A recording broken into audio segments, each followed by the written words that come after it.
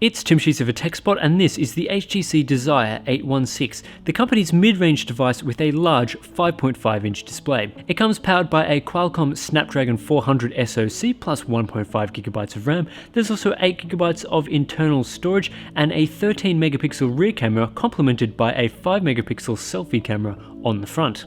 Internally, you'll also find a 2600 mAh battery, and it comes out of the box running Android 4.4 with HTC Sense 6.0 skin. The first thing you'll notice about the HTC Desire 816 is that it's quite a sizable smartphone, much bigger than the 5-inch HTC One M8, which is the company's flagship for 2014, but it's also bigger than the Samsung Galaxy Note 3 with its 5.7-inch display. And that's mostly because of the bezel around the display, which you'll notice here. On the top and bottom of the device, you'll notice two black strips, the top of which contains a sensor array, the bottom of which just has HTC branding, and that contributes to making the smartphone quite tall. If they perhaps cut out these two black bands, relocated the sensor array and shrunk the whole device down, it'd be a much more manageable size similar to the Galaxy Note 3, and also if they pulled in those bezels on the side, it would in fact be perhaps the perfect size for a 5.5-inch smartphone. Alas, they've gone with quite sizable bezels, and that leads to it being a little bit cumbersome. While I am a fan of the design that HTC has gone with on the Desire 816, I'm not a huge fan of the build quality. On the front there is a glass panel, and around the edges it is polycarbonate plastic, which for all intents and purposes is quite nice, but then you flick it over to the back where you'll notice the glossy Samsung-esque plastic that's both cheap and quite a fingerprint magnet. I wish HTC had chosen some more premium materials for the Desire 816, even though it is a mid-range product, and also joined the back panel to the device a little bit better, considering it looks like you can actually remove it with that slight seam that goes around the edges there, but in fact it is not removable at all. There is a fully sealed battery inside the device. HTC's typical button placing antics come into play with the Desire 816 because they have put the power button on the top left edge of the handset, which when you're holding the device in one hand, it's a little bit tricky to hold it and operate the display as well as operating the power button that's right up the top there, below which of course is the volume rocker. I would have preferred if it was on the right hand side midway down the device, making it more ergonomic for both right and left-handed use. You'll see here on the right hand side though, there is a removable flap behind which you can find the micro SD card slot as well as two SIM slots in the dual SIM model. It will take nano SIMs in there, so make sure you have the right SIM card. On the top you'll find the 3.5mm headphone jack, and on the bottom is the micro USB port. The device is actually pretty slim, coming in around 8mm thick, and it's also around about 165 grams, so it's not the most cumbersome device. Along the bottom edge you'll find HTC's powerful boom sound speakers, which are also found at the top, giving it that dual front-facing speaker effect like the HTC One M8, and in fact the loudness from these speakers and the quality is very comparable to HTC's flagship device.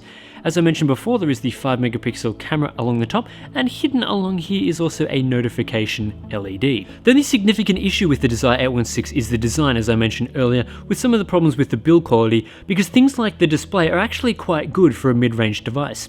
The 5.5-inch Super LCD 2 display has a resolution of 720p, which is not as crisp as we've seen in previous devices, but that said, getting up close and personal, you notice that it is still quite crisp as far as displays go, and for the price point, which is around $325, I don't think you can complain from the quality that HTC is exhibiting here on the Desire 816. Color quality from the 5.5-inch Super LCD 2 display is very good, as are viewing angles, making this display one of the best that I've seen in a mid-range product of this class. Moving on to performance, and inside this device you'll find a Qualcomm Snapdragon 400 SoC with a quad-core ARM Cortex-A7 CPU running at 1.6 GHz, as well as the Adreno 305 GPU. It's paired with 1.5 GB of RAM, has 8 GB of internal storage, and there's also that micro SD card slot for expanding upon the sort of limited internal storage, I do have to say.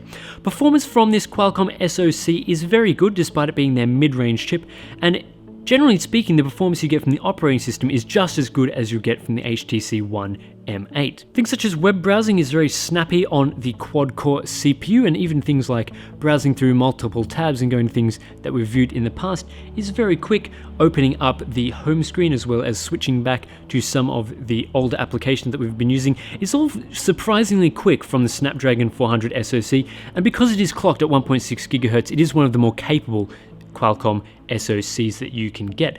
And you'll also find the gaming performance on the Adreno 305 is very capable at its 720p resolution that has to render to this display at. In terms of the software on the Desire 816, you'll notice it's very similar to the HTC One M8, both from design and also from the features that you get on both devices. We're seeing Android 4.4 on here with HTC's Sense UI, and you notice that we've both got Blink feed on this device, as well as the similar application styles that you notice around the operating system and things like that, such as the calendars here are styled the same. You also get the on-screen buttons, and the general look and feel between the two devices is essentially identical, which is great for this being, of course, a mid-range device.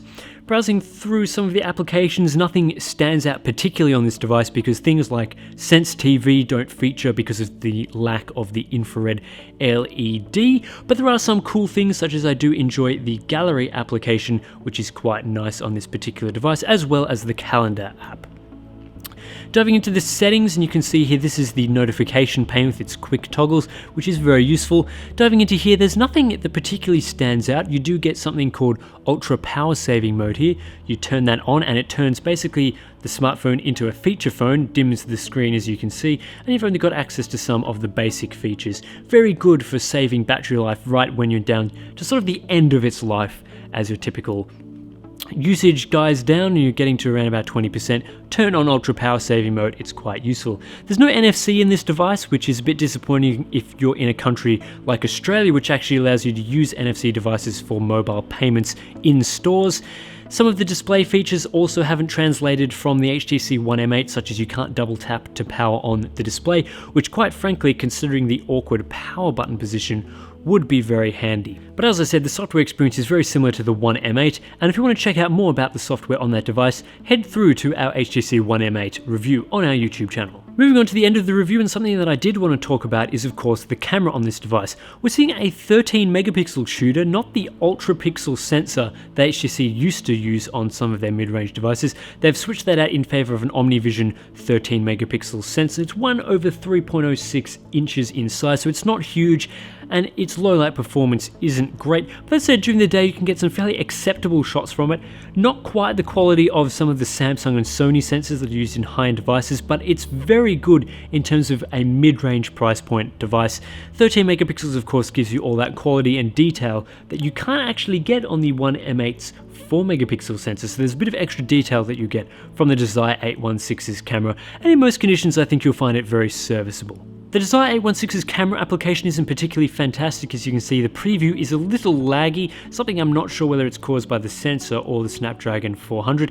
Nevertheless, it is not the smoothest camera preview, and you do lose a few of the features found on the HTC One M8, such as manual shooting mode and anything related to the duo camera, of course, because it doesn't have the duo camera sensor. But that said, you can simply tap, and it does seem to take the photos fairly quickly, and it uses spot metering, so you simply tap anywhere on the display and it will meter to that exact area. At the end of the day, for a device priced at $325 unlocked, I'm very happy with the quality that HTC brings with the Desire 816. Some of their past mid-range devices like the One Mini have sort of straddled an interesting price point between a mid-range and high-end device. You don't get this with the Desire 816, firmly in the mid-range at $325, and it's very capable with its Snapdragon 400 SoC, a fairly decent 13 megapixel camera, and a generally very good 5.5 inch 720p display on the front. The only main letdown is the design and perhaps its size, a little bit too big for a 5.5 inch display, and some of the build quality such as the plastic on the back